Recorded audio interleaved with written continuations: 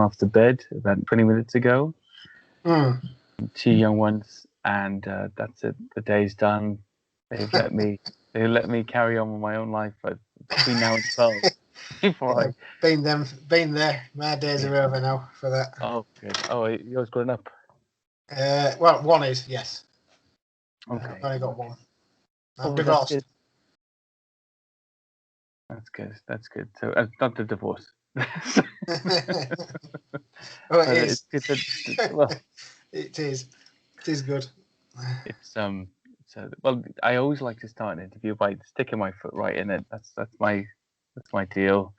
I saw that thing in the newspaper, and I spoke to one of my mutual friends, Christopher Turner. Oh yeah. And and also a good friend as well of Paul. Sinclair. And I said, I want to talk to this guy because doing the Beast of Britain thing, how come I've never talked to this guy?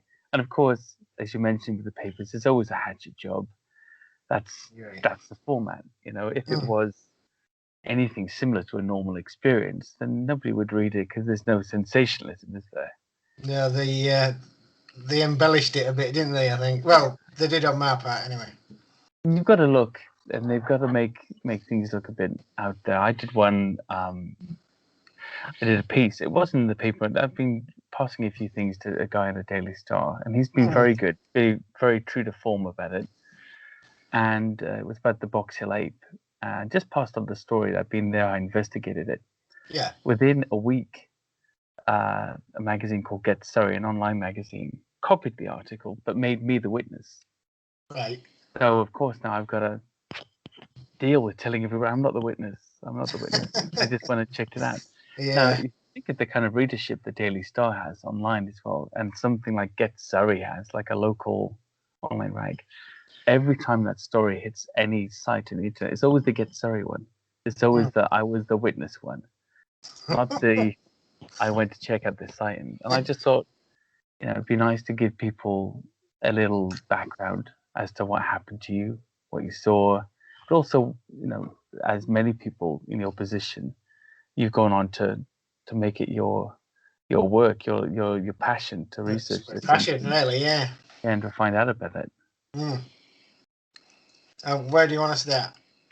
Wherever is comfortable for you. It's casual. It's a chat. It's not really an interview. It's like a lowbrow, low key, low tech endeavor. What do you do then? Edit this later, or no, don't even edit. Operate?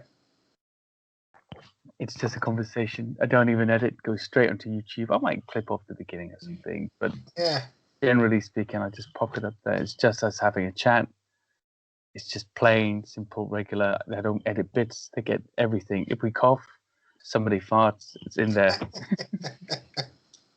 I like your style. Yeah. Well, I don't know how to start, to be honest. I suppose start at the beginning, really. Yeah. Got into this when I was about 14. Saw a program on Bigfoot. I mean, we only had 3 TV channels then. Yeah. It was 1980. I was 14, and it was on for an hour, and it was about, I think, 5 different encounters from America. Oh yeah. And I was just absolutely blown away. Absolutely, I just couldn't get enough of this. Anyway, I tried following it up in the library, and then there was absolutely no books, no media like we have now. And trying to follow these things up when you're a kid and getting older, there was just nothing in libraries at all. Then the Unexplained magazine came out. I think it was about a few months later, about 6, 7 months, 8, whatever time it was. So I subscribed to that, and then I've never looked back. Obviously, over the years, with having a family, I had to put it on hold. I won't say too much, but somebody says I was imagining things and I shouldn't be doing this and reading stuff like that. Anyway, not because of that I'm divorced, but other things. But anyway, finally divorced. And 10 years ago, after my divorce, well, it's going on for 11 now, I thought, wow, that's it. This is what I want to do. Yeah. Got hold of a few stories, local stories, started investigating them, and I heard about Paul Sinclair. So then I contacted him. We've done investigations together. Obviously, he's gone on to do other things. I've gone on to do other things. Mainly, I'm in the background, really. And that's really where I am. I just keep doing it, plodding it along. Yeah. People contact me, papers contact me. I've done all sorts of podcasts, been on Vic Cundiff's show, all sorts. So that's basically me. That's your everyday. Yeah. It's I've been trying to get funding, to be honest, just to try and get out a bit more than I can. Yeah. With being single, living on my own, it does take its toll. I've got one wage coming in, and that's it. So I've tried all sorts to get funding. Yeah, I went down that route at the beginning, and what I found generally is, it's especially today in today's world on the internet, most people, they just want the content. They just put the content out there. I wasn't very comfortable with that. I did one of those coffee.com things. You buy somebody a coffee and people can donate that way. It's like £3, whatever. Yeah. And I did it for about a month. So I just thought, you know what? Unless you've got like 20, 30,000 followers or something, it's useless. Sell some merch. I got some merchandise. I'm probably sold about 3 T-shirts ever, two of which I probably bought myself, and gave to people. So it just doesn't work that way. For me personally, it's never worked that way. I know people are very good at it with some of the documentaries. I just thought, that's it. You get out when you can get out. And people start to come with you because they start to know you. But what's interesting to me is this sighting you had, basically, because from the article they wrote, the first one, the one that got you into it. Yeah. From the article you wrote, I couldn't tell whether it was more like a wolf man or a wolf creature. Well, because of the way they framed it. Yeah, I'm not very good at drawing, but to be honest, it was in 1990 and it was October. I'll cut a long story short, but I was trying to get from East Hull, where I lived at the time. I was married at the time. I was trying to get into Hornsey, where I worked. We only had one car. She wanted the car the next day, and we started arguing over it. So a friend of mine says, why don't you come down, stop in there? We've got a spare bedroom. So I thought, I'll walk on the night instead of the morning. I used to do a lot of backpacking. That's why I used to get out a lot. And I thought, it won't take me long. And that's when the incident happened. I was just outside Hatfield when it happened. It was roughly around about 7, 8 o'clock time. Like I say, I'm no good at drawing, but this thing was... it followed me down an edge, and I thought it was a cow at first, and I thought it was a deer. Then I thought, hold on, I can only see these back legs. Yeah. I don't know what bushes they are, but the hedging, it was quite, I don't know, about 5.5, 6 foot hedging, but you could see underneath it, so you could actually see. And I kept thinking, what the heck is it? Then I thought, well, there's no front legs. I thought, what the? And that's with that, I saw a gate hole coming up, and I thought, well, I'll find out in a minute. And with that, this car come up, and I stepped into the edge, let the car go by. With that, the car stopped, reversed back, and it was my mate in the car. And so, he shouted, what are you doing here? I said, coming to yours. And I got in the car, and just as I got in the car, I looked over, and there it was, stood in this gate hole. But it was real thin. You could see its ribs. It was like it was underfed. I reckon it was about 6 foot, maybe just under. It seemed to be stooping a bit, so I reckon it could be going on about the 6 foot mark, maybe a bit like you say, a bit under. But it was so thin. It was like it was underfed, like it was, virtually on death. You could see its ribs and everything, rib cage and all like that. And I said to my mate Rob, I said, Rob, look. And he looked like, that time he looked like he would have gone. Yeah. It was a bit of a madhead. It was Rob on the petrol type of thing. And we kept arguing. I said, look, Rob, there was a dog stood there. And he kept saying, Cole, stop. Come on. Yeah, like any mate. Yeah. And say, come on, what do you mean there was a dog stood there? But isn't it odd? I'd ask you about how it looked, the finer details in a sec, but isn't it odd that essentially you were sort of being stalked by a very unusual creature that was starving or emaciated.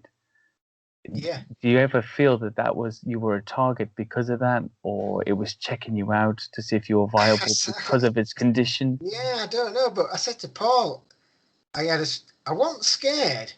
Well, to be honest, you've got to think of the frame of mind. At the time, then, if you would have said there was like werewolves or Bigfoot in Britain, things like that, I'd have laughed, because everything I'd have read ever since then, it was all American based. North America, yeah. Or the Yeti in the Yowie in Australia, things like that.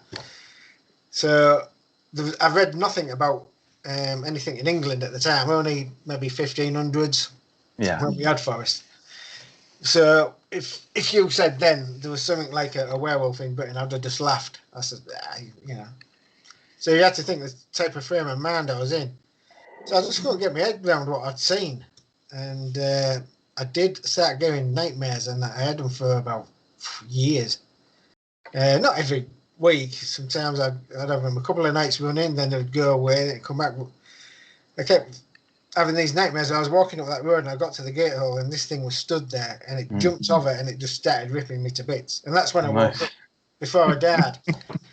But if it was stalking me, but I said to Paul when Paul was asking me about it, I said, it's a strange thing, I didn't feel scared, and I felt like I knew it. I don't know where that's coming from. Yeah. But I felt a connection, if that's the right word. But I've never been able to explain why. It's beyond me. But like I say, after that, I just had nightmares.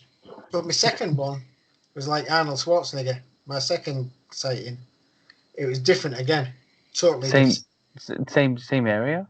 Roughly the same area. It was about a mile and a half away, and that was in 2015. But by this point, you're actively looking for them. Yeah, I was actually. This is years later, yeah. Yeah, I was doing a bit of like wildlife photography in between. I put a few pictures of these because I said, well, I got a credit card to get better lenses and better camera and everything because I was looking for these things. And I ended up taking wildlife pictures. But I've been doing this woods, and I can't mention the woods; it's private. They're not far from the location though. And like I say, when the second thing that come down this edge, when I got actually a glimpse of it, it was like the Arnold Schwarzenegger of dogmen. But the stench was unbelievable. Wet dog, urine-y type of smell. It was, you'll never forget it. And I have smelled it since. I was up doing, well, I used to have, I don't know if you know, I used to have a 4x4. I put some extra lights on, 2 dash cams. I put a scanner in. All sorts of bloody gear I had it. And I used to go out, I made a pact with myself to do at least one night a week if I could. I have to go after 12 o'clock and spend at least 1 hour. That was my pact. And I did it virtually nearly every week for 3 years. And I was down at Cowden. I can't remember I can get my diary out, and because I used to write in the night or whatever. And one time I was down Cowden Lane. Just coming down there. I just finished going all the way around Dornsea. I've been all over. Gox Hill, I've been up there. I don't know if you know the area. And I was just coming back home. I just got through Hornsey. It was about 4 o'clock in the morning. I've been out since about 1:30. I was just coming down Cowden Lane. I put all my lights on, and I was just going really slow. All the windows was down. And I just got this smell. Oh, that's putrid. And I kept thinking, where have I smelt that? Well, and he's slowly driving along, and I must have got half a mile up this road. I was like, you idiot. So I turned around and gone back, and the smell had totally gone. I used to have a big searchlight, and I was just couldn't see anything, but the smell had gone. I kicked myself something stupid. I'm sure you did, and being in those situations sometimes, it's funny to me how it happens to lots of researchers constantly. How almost they've been put off the scent, pardon the pun, when they've been very close, almost like these obvious signs have not seemed like anything to them. So actually, let's just head away from here suddenly. It stinks around here, and then they've kind of headed off, and then thought, wait a minute, I don't know if Paul Sinclair's done that up at Dane's Dyke. He was telling me. Yeah, it went in the opposite direction. Then he clicked Yeah. later on. Damn, what has he done? What have I Hang done? on a sec. Why am I going away? Yeah, I think Neil Young and Neil, is it Robson? He yeah. played me. Yeah, he played me like an infrasound, possible infrasound capture. Is he still doing it, Neil Young? I don't know actually. I Somebody haven't told me spoken he gave up for a while. because I he's not on haven't my Facebook anymore.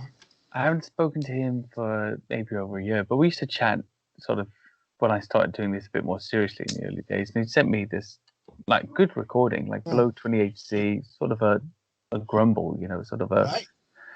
infrasound thing or something like that. Anyway, it was at the proper level, below 20 HZ. So he said, yeah, we were there.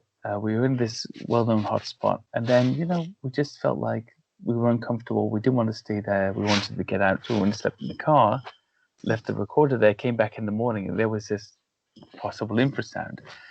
I said to him, could it be possible that it was the infrasound that sent you away? You just didn't know it. That's how it works. If it does exist in that sense.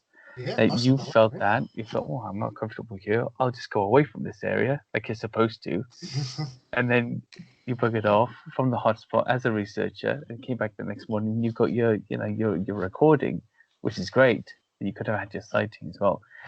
And I think it happens a lot. I think it must happen so naturally when it happens.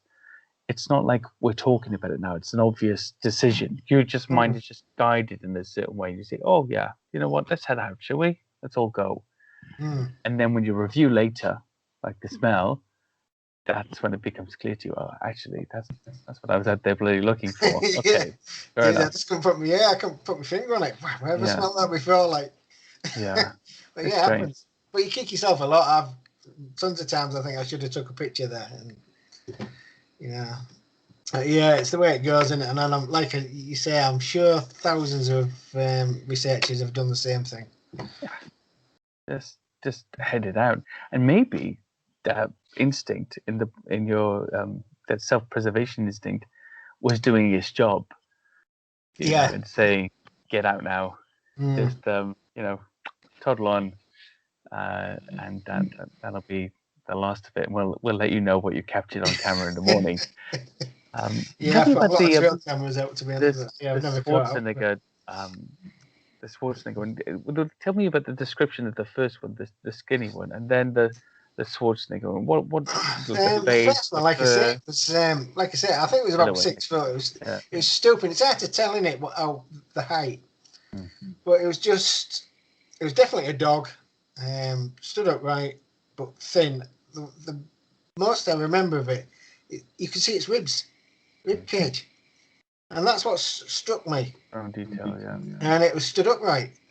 And I wasn't sure if it was a dog just laying on the but it wasn't. It was away from the fence, and it was stood there.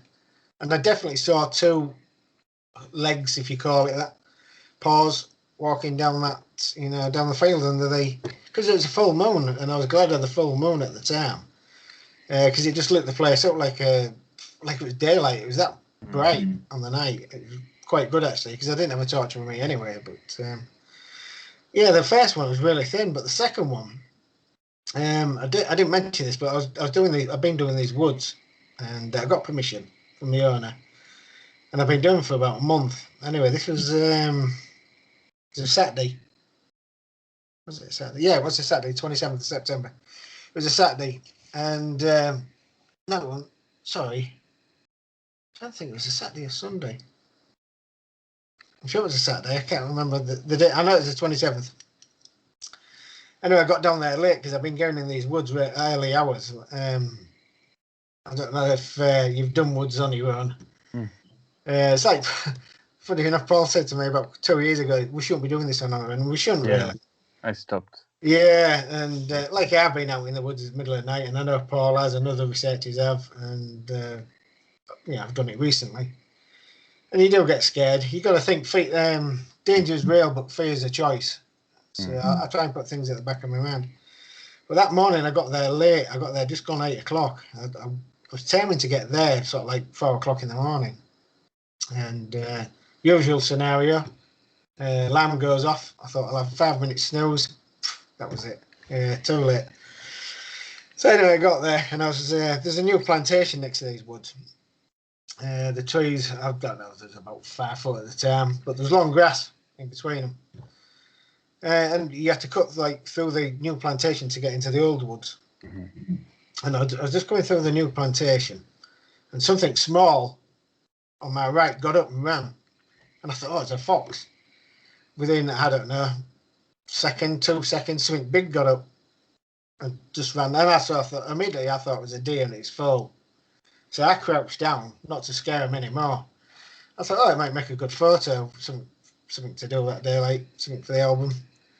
So I give it like 30 seconds, 20 seconds, whatever it was, and I slowly raised up and I couldn't see anything. So that's when I started cutting through the long grass. And when I cut through the long grass, I must have got in about 8 foot, 10 foot. And there was the biggest pile of poo you could imagine. It's like 2 fists and another one on top, a real meaty poo. I thought, blooming heck, what's made this like? So anyway, I continued on walking through the grass, and I must have another, I don't know, 2, 3 foot. And part of the grass had all been flattened down about 4 foot across. I thought, blooming heck, what has been here like? Then I thought, oh, stop being silly, Carl, it'd be a twitcher. Somebody that's been bird watching, cut short. I've been cut short over the years. And I always carry a toilet roll in my backpack anyway. Oh, yeah. Yeah. So I thought, oh, stop being stupid, Colin. And that's when I come back out of there. And I wish I took a photograph of all that. And that's when I come back out there onto the trail. And I started going into the woods. And there's a stream running through the woods. And just as I was approaching it, I got this smell. And I got is it the Oslo effect? You know, where everything just went quiet. Oh, yeah. Yeah.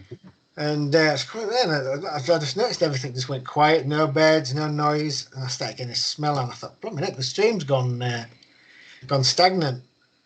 And I come up to the stream, flowing freely, and I thought, what the hell, that smell is putrid.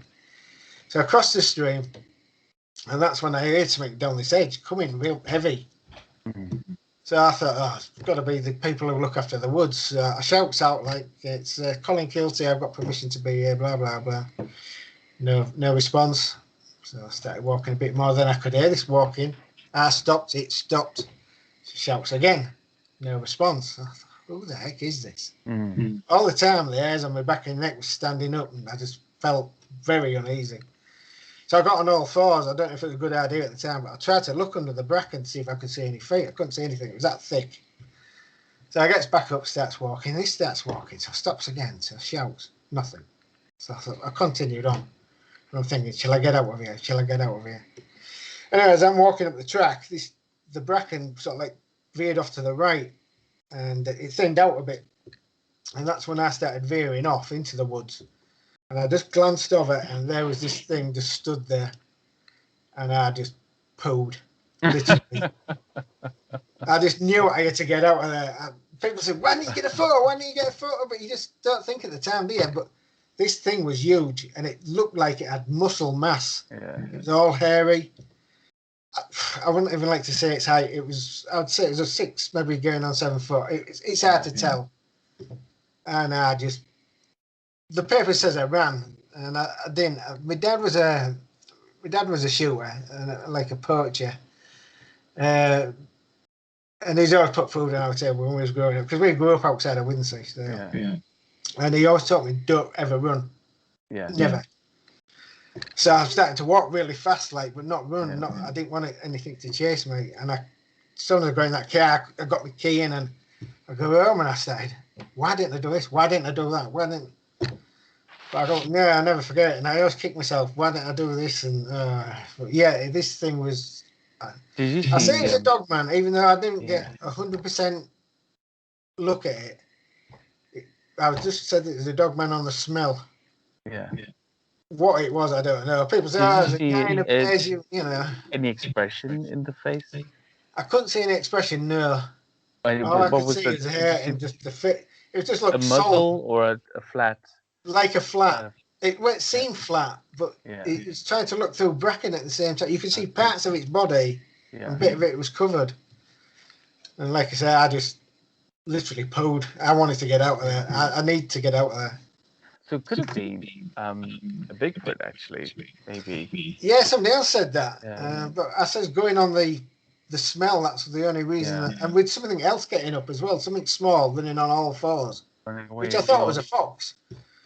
But It's interesting that the first one you saw, did you see a muzzle on that one? Or a long muzzle on it? Or a a long wolf-like muzzle. leg? No, it was a short. But still a Just a muzzle. quick glance. Yeah, I didn't get many features. Yeah. The thing that on the first sighting, I kept looking at its ribs. I mean, it only lasted the first sighting, what, second and a half, 2 seconds? Yeah.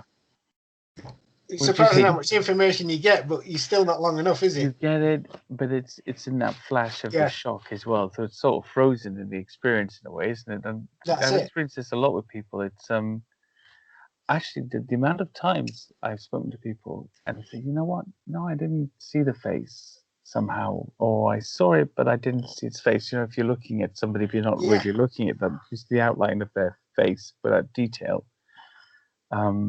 I wonder if that's a sort of a fear response in a way, you know, because if you make eye contact with a thing, that's initiating the next step, isn't it?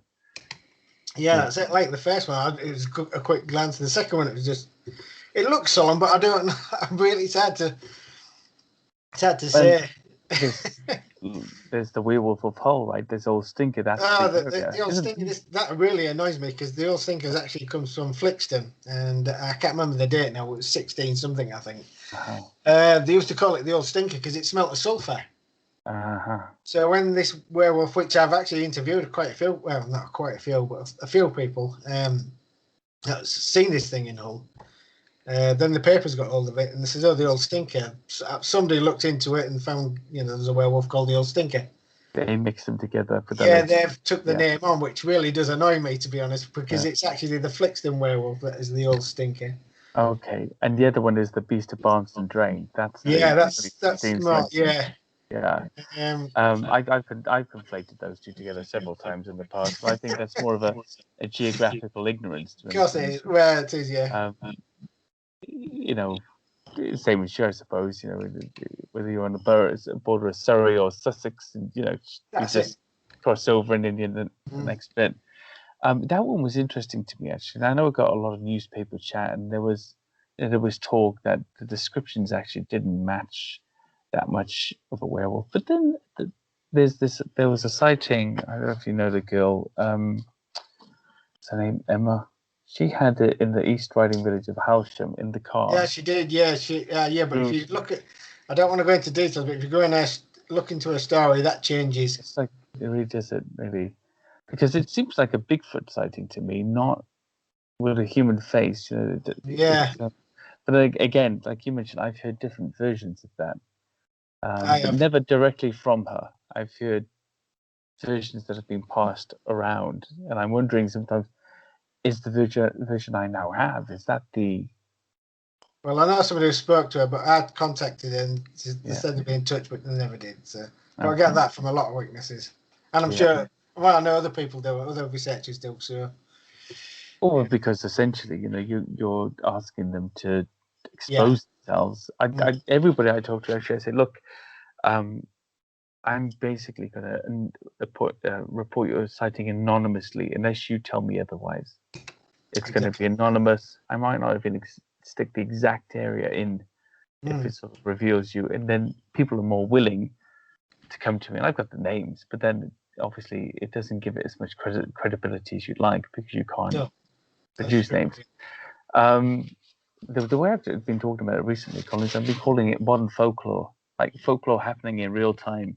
You know, because essentially we've got no proof, and you know, we're talking about extraordinary things that make us seem a bit mad, and I always think about the witness in that case. Well, you know, if we, the guys who are into it, get a bit of flack and seem a bit mad talking about it, how does some normal person off the street who's seen something they can't unsee, how do they deal with that kind of attention? You know, once it goes public, or you know, the Star or one of these guys gets hold of it and spreads it everywhere. Yeah, but I mean, let's say to me, you know, they don't exist. So I said, oh, well, you must have your proof. Well, no, I haven't got any proof. Well, you must have to say it doesn't exist. No, I've got no proof. So I said, what are you basing on? He said, nothing. I've had several conversations with loads of people because I've been called all sorts over the years. Same. And, I said, well, you haven't got proof. I ain't got proof. I'm trying to prove they do exist, and you're saying they don't, but you won't. Yeah, so, I mean, I even offered a guy once, he had a go at me. I offered him I says, I'll tell you what. I says, come out with me one night. We'll go to a certain part of the woods, or woods that I know. I'll put you in the middle of the woods. I'll walk in with you, leave you there for 3 hours. I'll go away, come back after 3 hours, pick you up, take you out, and you'll tell me there's only foxes and rabbits about.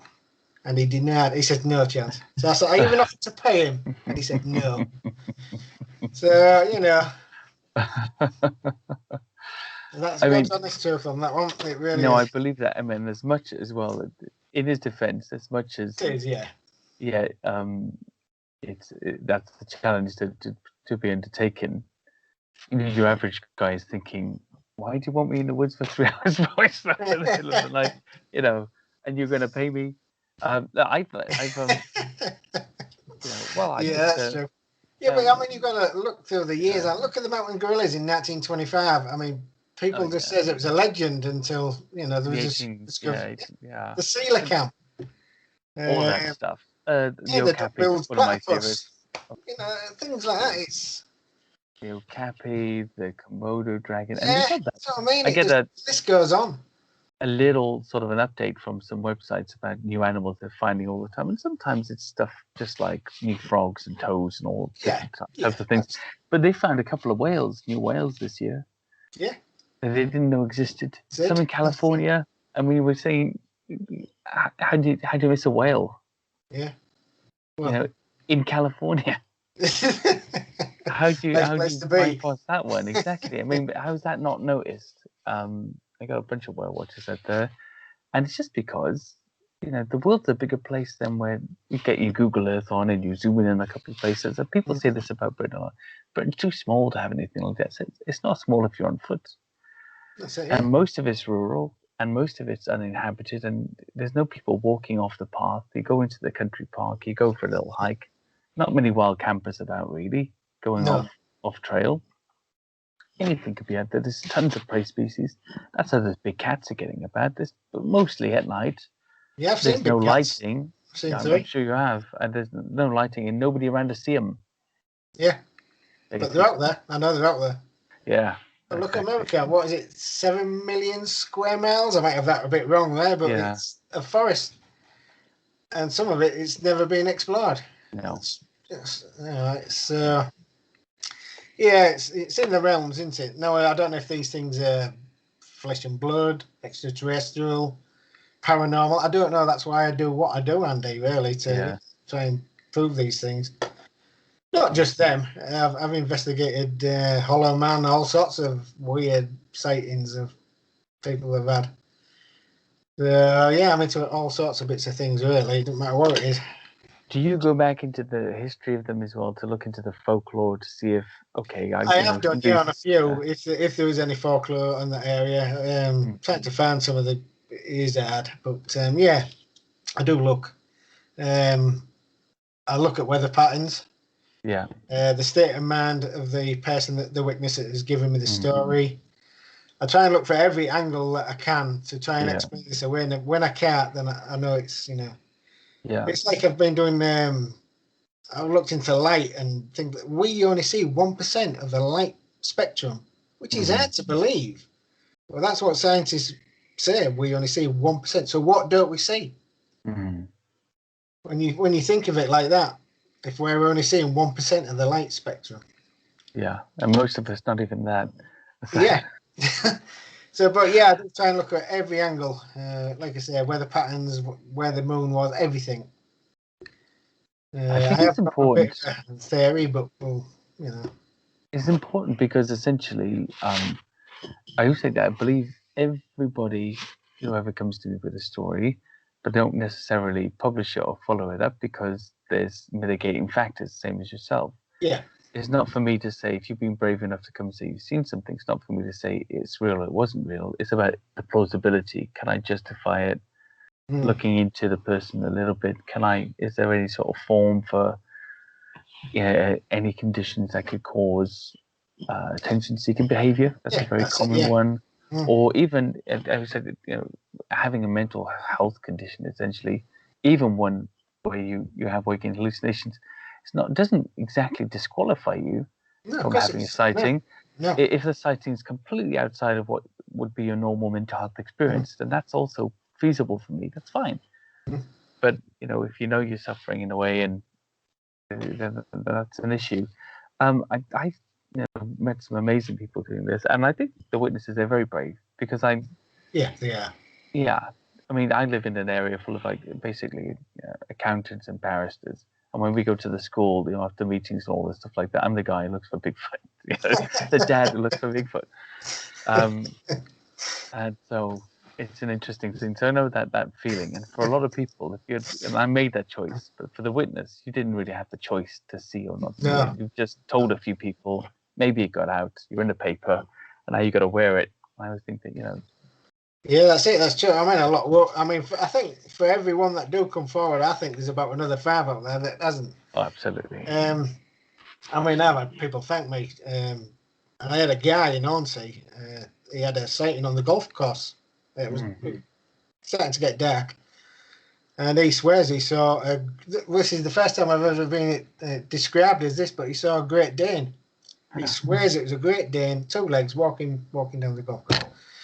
Now, this guy's not on drugs. I questioned him. Obviously, when I met him, he seemed a really family type of orientated guy, fantastic guy.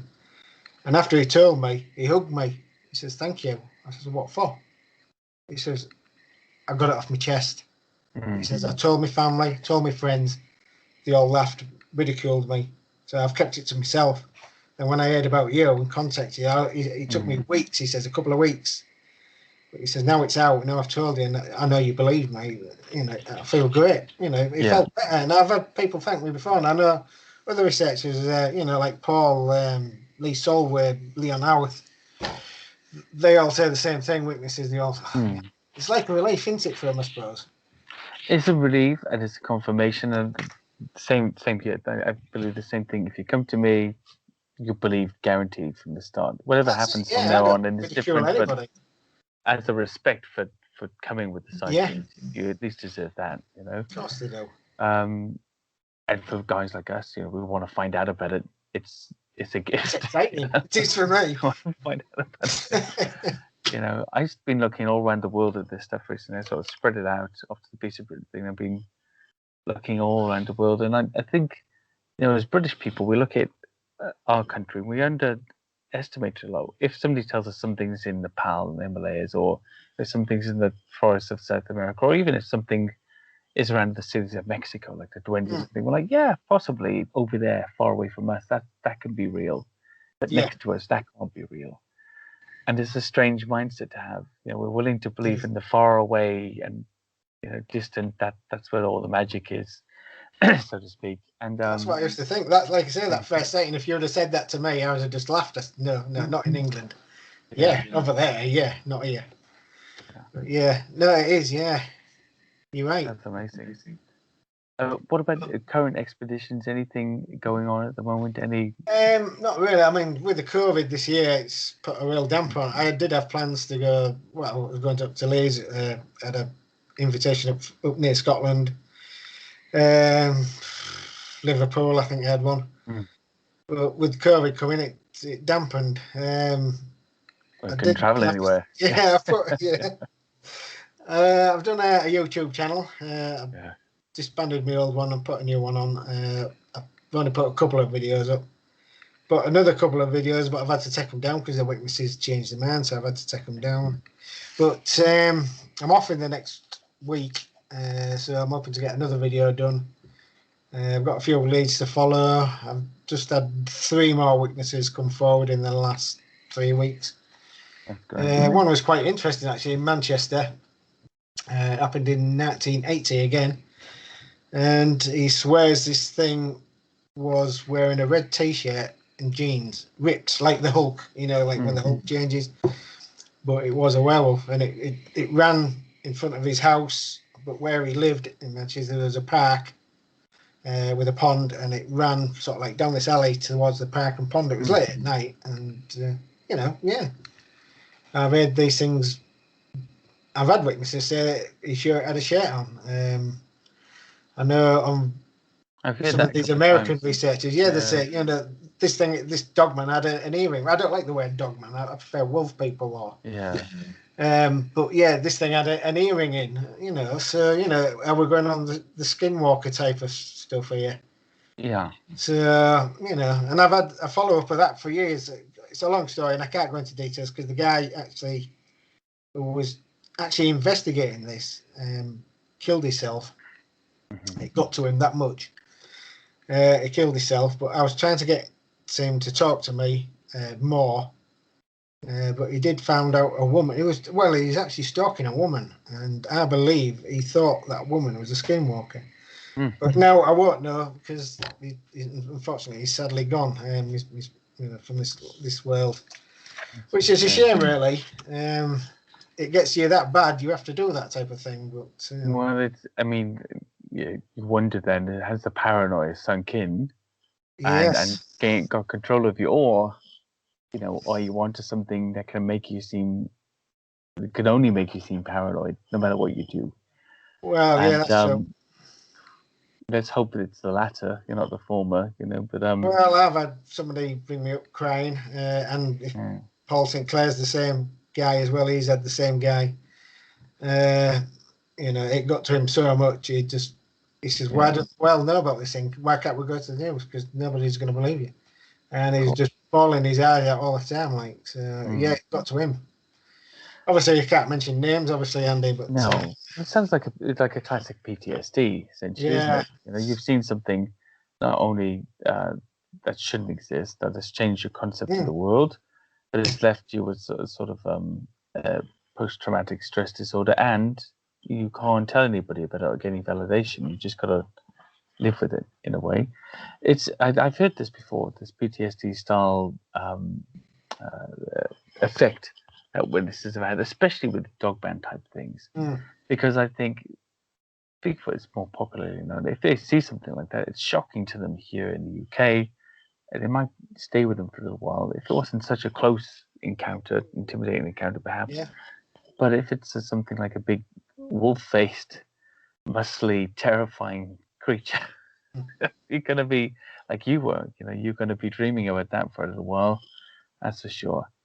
And you'd be lucky to shake it off. And if you don't, well, there's pluses. You could become an investigator and spend your life doing that. I love it. I think it's a lot of fun. It is a lot of fun. Mostly it's fun, and at the very very least, even when we find nothing, we get a good walk out of it. Yeah, that's it. Yeah, well, you've got to be out there to see it, and it's like the lottery. They say you've got to be in it to win it. So, but I always say, you've got to be out there to see it. But there again, I could go out there for the next 20 years and not see a thing. My next door neighbour could just walk out the same patch where I've been and having an encounter with something that he can't explain. But that's the way it goes, isn't it? Exactly. I tell you, when I first went up to Loch Ness, because there was a big sort of lake monster guy for so long before I started going into the others, and my wife was very nice. We had like a belated honeymoon there at the Loch Ness Lodge. It's like this, Cool. lovely 5-star hotel on the, over the loch near Drumna Droghid. Anyway, so this hotel's all right, and we go out in the loch, and we're in the dining room. You can see that the loch, the window there. Didn't see anything, of course. I've been there 3 times since, never seen a thing. And all these different lakes, Lake Champlain, never seen a thing, never seen a cryptid, never had an experience, nothing.